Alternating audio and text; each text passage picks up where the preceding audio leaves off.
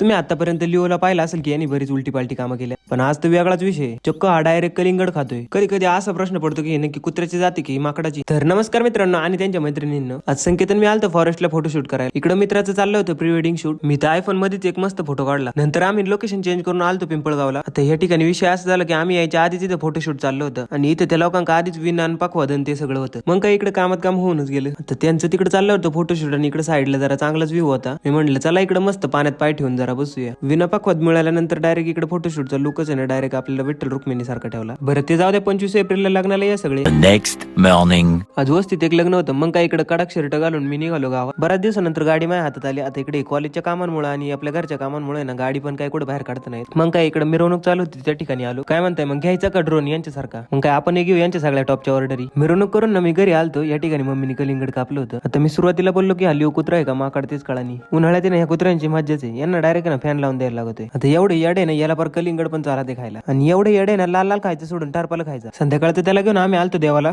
इकडे मम्मीने बाप्पांची दिवाबत्ती केली. बरं इथपर्यंत पाहिला तर व्हिडिओला लाईक नक्की करा.